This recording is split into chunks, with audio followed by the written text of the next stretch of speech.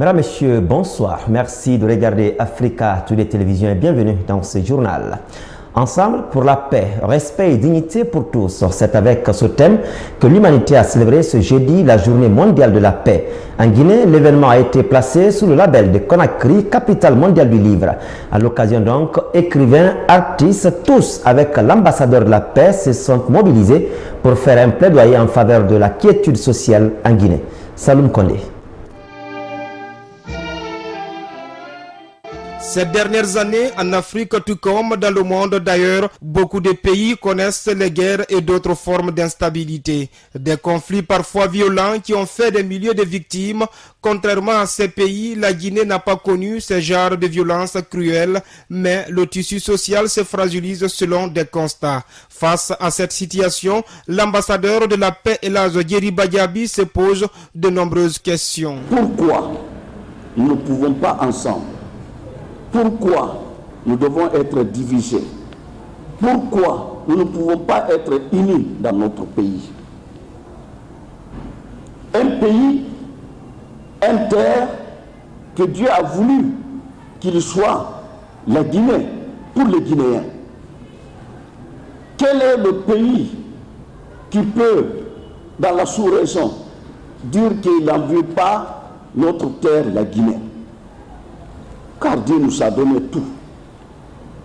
Mais nous ne devons pas tout dire à tout le temps que voilà, la Guinée est un pays riche. On peut être riche avec une sous-sol. Mais moi, l'importance des Guinéens, c'est la capacité humaine. Il faudra que les Guinéens travaillent leurs ressources humaines. Comme vous le savez, dans les livres, dans le Coran, Dieu même nous a dit, tant que vous êtes unis, je vous donne la force. Et pour consolider cette force, les écrivains du pays se sont joints à cette célébration pour donner le ton à une véritable union en Guinée. Selon ces écrivains, l'on peut aussi unifier un peuple à travers la plume. Vous écrivez, et que ce soit en temps de paix ou en temps de conflit, il faut avoir un langage de paix, un langage mobilisateur pour la paix. En cela, l'écrivain peut beaucoup, non seulement à travers le thème qu'il va choisir dans son livre, mais la manière aussi d'aborder ce thème. Il peut illustrer ses propos par des exemples non seulement pris dans son pays, mais des exemples aussi vécus dans d'autres pays ou par d'autres pays, même s'il n'en a pas été témoin. Parlant justement d'exemple, l'ambassadeur Marissa Camara, qui a vécu la guerre dans les années 2005 en Côte d'Ivoire, recommande de cultiver la paix dans les différentes familles. Il faut que les parents s'entendent, se comprennent pour que les enfants en fassent des modèles, qu'ils prennent l'exemple sur leurs parents pour cultiver la paix autour d'eux.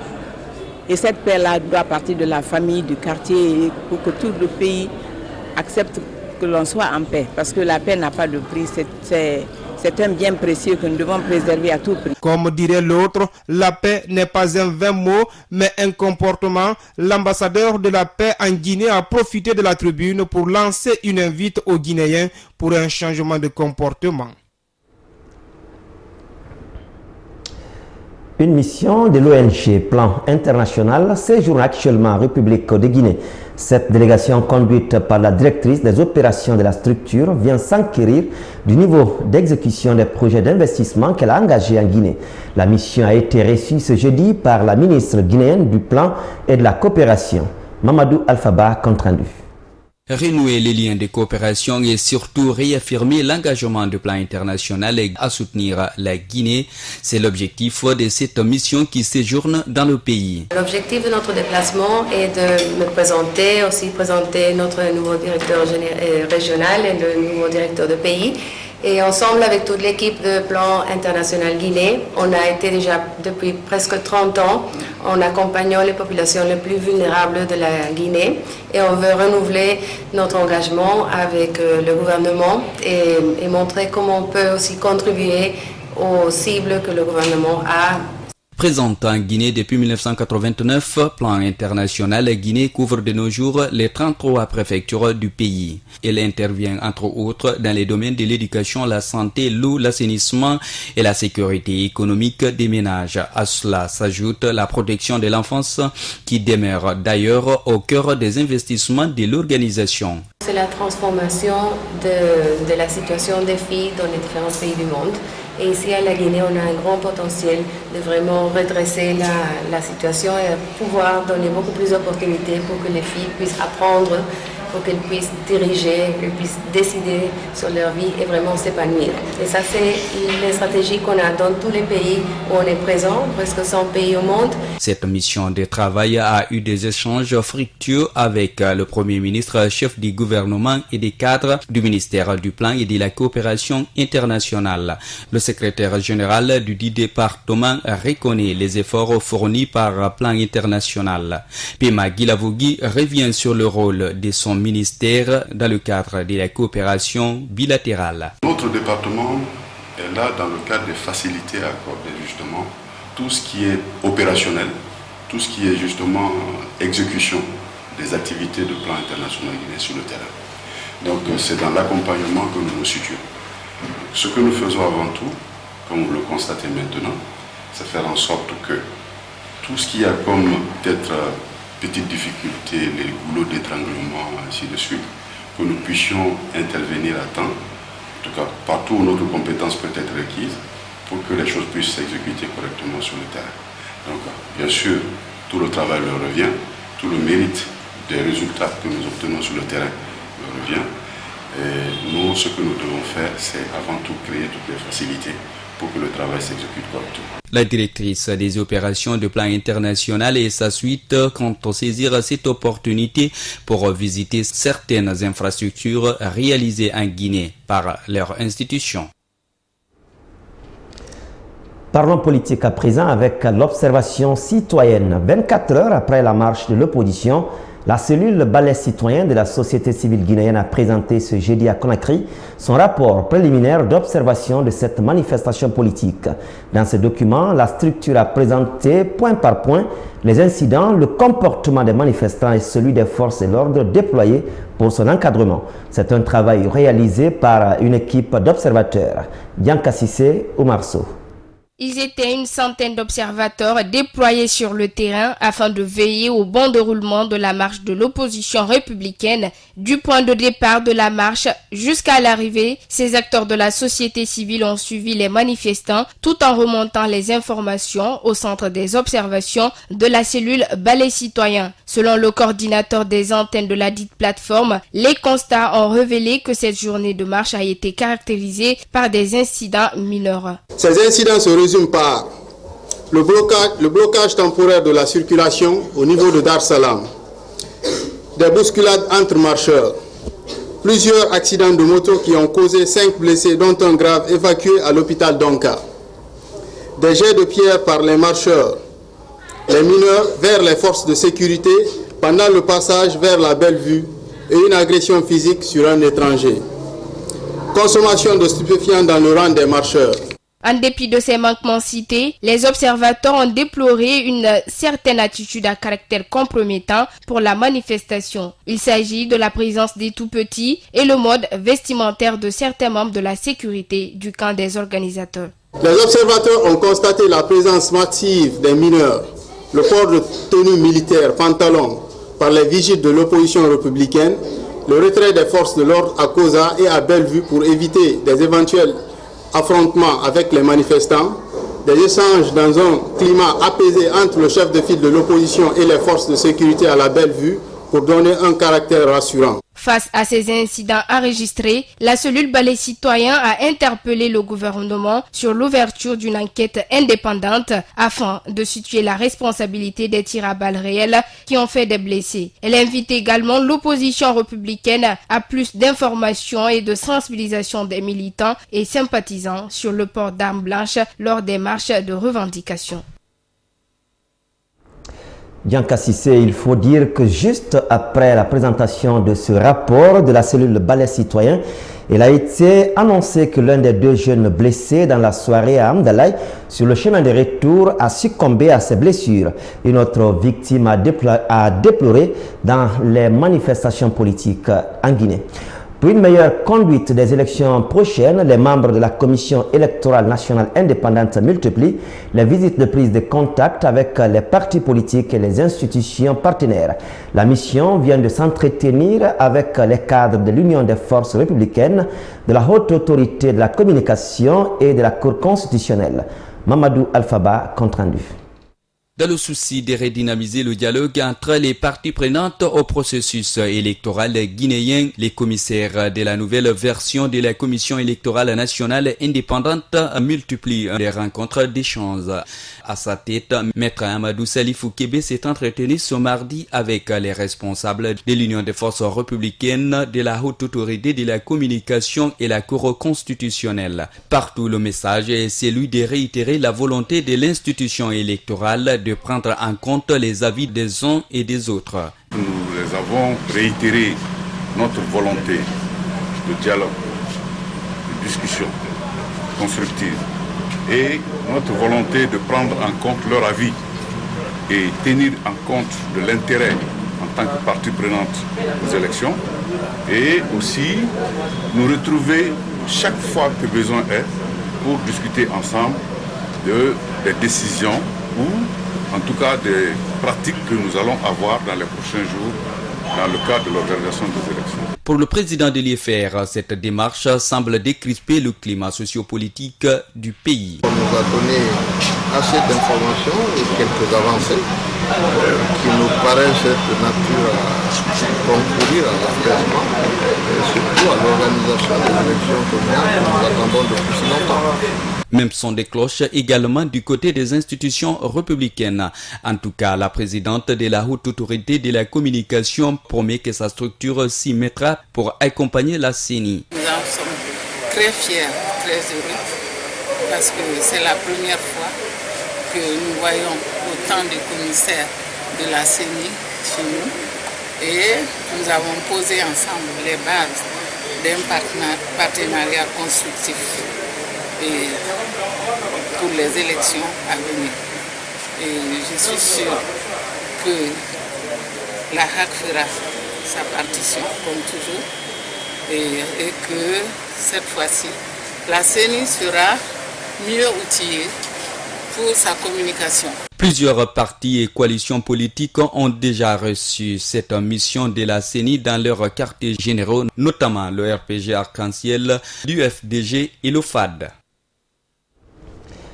Et justement, en attendant d'être située sur le chronogramme des élections communales, la jeune féminine, elle, soutient en technique de communication pour le meilleur positionnement des femmes sur les listes de candidatures. L'initiative est du NDI, National Democratic Institute, qui a démarré mercredi à Conakry un atelier avec les femmes du comité de plaidoyer pour leur inscription et positionnement sur les listes au compte des élections communales. Bontrabi Keita. Les élections locales approchent à grands pas. Le National Democratic Institute for International Affairs, NDI, met les bouchées doubles pour le bon positionnement des femmes sur les listes de candidature, pour donc leur permettre de rivaliser les hommes afin d'accéder à des postes de prise de décision du pays. L'acquisition de meilleures techniques et connaissances demeure prioritaire. La promotion de la participation des femmes dans la vie publique n'est pas une nouveauté pour nous. Elles répondent à un impératif de développement comme outil stratégique de justice sociale. Cette participation passe nécessairement par la communication à travers la prise de parole au public, plaçant la communication dans un rôle déterminant par la réussite personnelle et professionnelle. Il est donc essentiel de savoir communiquer avec aisance en public pour convaincre l'auditoire dès les premières secondes afin de pouvoir défendre certaines causes nobles, notamment celle de la participation politique des femmes. Cette initiative du NDI pour la promotion du leadership féminin est perçue comme un grand apport par les femmes du comité de plaidoyer. Cette formation nous permet de nous outiller en communication pour bien mener nos sensibilisations, nos plaidoyers, mais surtout les campagnes électorales. Les organisateurs invitent les participantes à une meilleure restitution. Le NDI, à travers sa représentante à la cérémonie, rassure avec l'appui financier de l'USAID, continuer à soutenir la dynamique de renforcement des capacités des femmes dans leur participation politique afin de consolider la démocratie et l'état de droit en Guinée. Après son limogeage, Jacqueline Marthe Sultan passe le témoin au nouveau ministre par intérim de l'Agriculture, Nabila Youssouf Kiridi Bangoura. À sa prise de fonction, le ministre secrétaire général à la présidence de la République a promis de très vite s'attaquer aux priorités du département. Fatou Kébé. Après 4 ans passés à la tête d'un des départements stratégiques du gouvernement, Jacqueline Marthe Sultan passe la main à Nabila Youssouf Kiridi Bangoura. En poste depuis 2014, aujourd'hui Jacqueline Marthe Sultan dit se féliciter d'avoir réalisé une grande partie des tâches qui lui ont été confiées. Selon elle, tout cela était possible grâce à l'appui du gouvernement. En accompagnant les producteurs par un soutien en intrants agricoles. Tirant les leçons des campagnes précédentes, nous pouvons nous féliciter d'avoir efficacement assuré l'acquisition et la livraison des engrais, des produits phyto et des équipements de traitement phytosanitaire aux producteurs, et ce, avant le démarrage de la campagne. Des progrès certes, mais pour Jacqueline Marthe Sultan, les défis restent encore énormes. L'insuffisance des données statistiques fait apparaître l'urgence d'un recensement national de l'agriculture et de l'élevage, le dernier remontant aux années 2000. Les effectifs font apparaître un besoin de rajeunissement du personnel, surtout dans les services déconcentrés. Il s'avère important d'initier un programme de recrutement, de formation, bref, un renforcement des capacités des ressources humaines du ministère. En arrivant, le ministre entrant Nabila Youssouf Kiridi Bangoura cerne déjà les priorités qui s'imposent au département et qui tiennent à cœur le président de la République. Nous sommes à 3 mois de la fin de l'année budgétaire. L'effort doit être concentré sur la clôture de la campagne agricole, la préparation des récoltes et l'organisation de la journée agricole. Le suivi rapproché des initiatives présidentielles en cours. Café Arabica pour la moyenne Guinée, café, cacao et palmier pour la Guinée forestière et deuxième campagne du projet Anacarde dont le succès a transformé cette culture dans notre pays en véritable culture de rente, le prix du kilo passant de 5 000 à 17 000 francs guinéens. À travers ce changement de personne à la tête du ministère de l'Agriculture, les attentes restent de voir d'importantes réformes se réaliser dans le secteur agricole, moteur du développement économique. Le gouvernement guinéen dans la dynamique de l'aménagement de la ville de Conakry. En effet donc, le ministre de la Ville, de l'Aménagement du Territoire a reçu ce mercredi son homologue du royaume chérifien. Les deux personnalités ont d'abord discuté des stratégies d'aménagement, notamment de la commune de Kaloum, avant d'effectuer une visite de terrain sur les axes concernés par le premier volet du projet. Omar Sow. C'est une convention d'aménagement qui a été ficelée lors de la récente visite du roi marocain en Guinée. Le programme concerne l'urbanisation de la ville de Conakry, un projet qui touche dans un premier temps la commune de Kaloum. Selon le ministre marocain de l'aménagement du territoire national, de l'urbanisme, de l'habitat et de la politique de la ville, ce sont le boulevard du commerce, l'avenue de la République, le boulevard Teli Diallo et la route du port qui seront aménagés. Des travaux que Mohamed Nabil Ben Abdallah promet d'entamer dans un bref délai. Nous allons pouvoir démarrer dans les 2 mois qui viennent et je pense que cela apportera un changement certain, visible, à l'œil nu pour les habitants de Conakry et que ça ouvrira l'appétit pour plus d'actions de rénovation, de mise à niveau et d'aménagement urbain. Le ministre guinéen de la Ville et de l'Aménagement du Territoire a conduit la mission au niveau des 4 axes sur lesquels les bailleurs de fonds vont intervenir pour le début de la mise à niveau de la ville de Conakry. C'est un projet qui concerne les routes et emprises. Face à l'occupation anarchique des voiries et bordures de routes, le vice-maire de Kaloum entend jouer son rôle dans la sensibilisation des citoyens. Je veux rassurer la population de Kaloum que les concessionnaires et les concessions ne sont pas intéressés. Donc à ce qui nous concerne, ce projet, réellement il faut que la ville change. C'est un projet financé à hauteur de 10 millions de dollars. Pour le ministre de la Ville et de l'Aménagement du Territoire, la démarche vise à fluidifier la circulation, mais aussi créer un cadre de vie décent pour la population guinéenne. C'est très clair, vous avez suivi dans la salle tout à l'heure ce que le représentant du gouvernement a dit. C'est les zones, c'est les voies qui aujourd'hui constituent des priorités de la population, qui aujourd'hui leur réflexion est une priorité, va consister, va être pour cette population une joie, la réflexion de ces différentes voies. Le ministre disait tout à l'heure, une fois que ces voies-là vont être faites, vous verrez les bâtiments qui sont aux alentours, vous verrez combien de fois ces gens-là vont se sentir à l'aise. Le démarrage des travaux est prévu pour le début du mois de novembre, a laissé entendre le ministre. Affaire à suivre dans ce dossier. Les membres de l'ITUE Guinée étaient en réflexion ce mercredi à Conakry sur l'élaboration d'une feuille de route pour la définition du propriétaire réel des entreprises extractives afin de pouvoir divulguer l'identité des personnes. Cet exercice est une exigence du Comité international de l'initiative pour la transparence dans les industries extractives aux pays membres. Cette démarche vise à renforcer la transparence dans le secteur afin d'éviter des invasions fiscales. Saloum Kondé.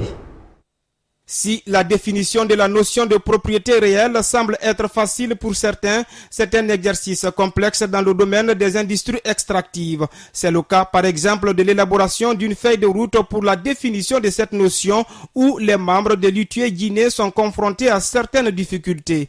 Il y a des difficultés d'ordre juridique à deux points de vue.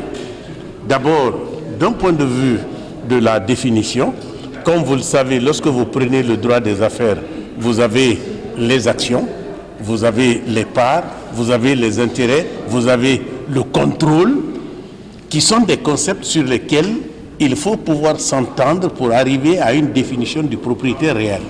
Est-ce que c'est celui qui détient le contrôle? Comment détient-il le contrôle? Quels sont les critères pour dire qu'il détient le contrôle? Est-ce que c'est le nombre d'actions?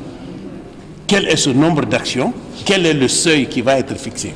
Les interrogations autour de la notion sont énormes et l'élaboration d'une feuille de route s'avère essentielle pour améliorer le niveau de transparence sur la propriété réelle dans le secteur de l'industrie en Guinée. Cette démarche, selon des spécialistes, nécessite d'harmoniser différentes législations. Il s'agit de faire l'inventaire de tous les textes qui existent et de prendre dans ces textes les éléments qui vont concourir à la définition du propriétaire réel. Et cette feuille de route séquence donc les activités auxquelles nous allons nous livrer pour arriver à une loi qui concerne la définition du propriétaire réel, les obligations du propriétaire réel et l'obligation pour les entreprises de diffuser les informations relatives au propriétaire réel et éventuellement la sanction en cas de fausse déclaration. Pour savoir qui est véritablement le propriétaire de telle société qui extrait du diamant par-ci, du pétrole par-là, de la bauxite ailleurs ou de l'or, il faut que nous sachions quels sont les vrais propriétaires, que ce ne soient pas des propriétaires fictifs, que ce ne soient pas des sociétés écrans. Comme ça, c'est réellement à qui appartiennent ces sociétés. Avant de clore la réunion de ce mercredi, 2 commissions ont été identifiées pour améliorer le contenu du document qui sera présenté au Comité international de l'ITUE. Le ministère de l'Enseignement supérieur et de la Recherche scientifique poursuit ses réformes du système. Très prochainement, le département envisage désormais le paiement des bourses d'entretien des étudiants par virement bancaire. Les étudiants à l'avenir ne devront plus s'aligner devant les scolarités pour percevoir leur pécule, mais plutôt par carte magnétique devant les guichets électroniques du Trésor public. C'est le ministre Abdoulaye Yero Baldé qui l'a annoncé au micro de notre reporter Li Mariam Baïlou. La concrétisation de cet autre projet est la matérialisation du souci de moderniser la gestion des bourses en mettant en exergue la rigueur et la transparence. Au-delà de cette initiative, se situe dans le cadre de la réforme de son système financier à souhaiter accroître le taux de bancarisation des économies. L'opération sera effective très prochainement, a annoncé le ministre de l'Enseignement supérieur et de la Recherche scientifique Abdoulaye Yero Baldé à l'occasion de la clôture de la revue annuelle des établissements publics administratifs sportifs. L'État transmettra des listes aux banques. Les étudiants seront appelés à remplir des formalités d'ouverture des comptes avant les virements. Il s'agit donc d'opérer un transfert du portefeuille du paiement des allocations d'études aux banques, comme cela est le cas pour les fonctionnaires. Sport pour boucler cette édition d'information, la vulgarisation de la pelote basque dans le pays. Les responsables de la discipline misent sur la pratique dans les établissements scolaires. C'est dans ce cadre qu'une délégation de la structure a rendu visite ce mercredi aux apprenants dans une école privée de la place. Objectif, évaluer le niveau d'avancement des enfants dans la pratique de la pelote basque afin de les initier à d'autres méthodes de travail de ce sport. Moussa Sefa Kamara.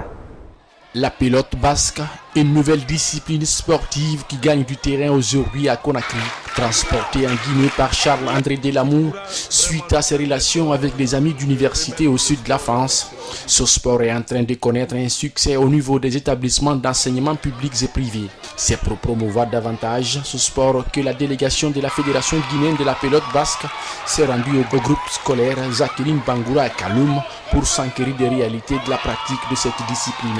Nous avons jugé nécessaire de vulgariser cette nouvelle discipline au sein de notre établissement et préparer aussi nos enfants qui iront en France dans le cadre des échanges, qui vont être dans les familles d'accueil pour apprendre cette discipline, revenir au pays et donner aussi des cours aux collègues qui vont rester au pays. Parce que très rapidement, nous avons envie de participer au premier championnat mondial qui doit se tenir en Afrique du Sud. Donc nous voulons que la Guinée soit représentée et par des élèves du complexe scolaire Jacqueline Bangoura. Pour dire que ce sport est très prisé sur le plan international, Thomas Bush, un acteur pour le développement de la pelote, est actuellement en Guinée pour l'implantation d'une infrastructure pour la pratique de cette discipline. De sélectionner un emplacement qui puisse accueillir nos infrastructures.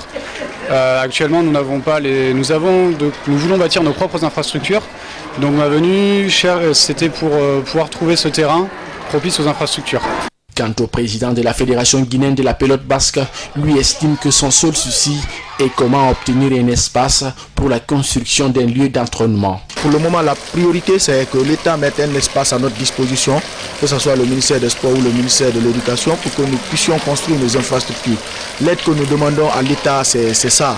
Il faut que nos autorités sachent qu'il y a des jeunes qui se battent pour l'évolution de ce pays, qui vont à l'étranger pour chercher des opportunités et l'apporter en Guinée. Mais le problème qui se pose, c'est qu'il y a une véritable lenteur administrative. C'est très très grave. Moi, vous vous imaginez, quand vous prenez le coup de voyage, ça fait plus de 3-4 fois que je fais des effectués de voyage à l'étranger en France par rapport à ce projet. Je fais venir des expatriés français ici par rapport à ce projet. Et tout est pris en charge par nous. L'État, on n'a aucun apport de la part du ministère des Sports. Déjà, on a nos délégations de pouvoir qui sont sous table là-bas. Jusqu'à présent, ce n'est pas signé par le ministre. Les regards des membres de la Fédération guinéenne de la pelote basque restent tournés vers les autorités du pays pour l'obtention d'un terrain afin de réaliser les rêves qui est celui de mettre en place un édifice pour ce sport. Vous l'avez compris, ce fut tout un plaisir pour moi de vous servir et de vous savoir nombreux à regarder notre édition. Merci de votre attention et au revoir.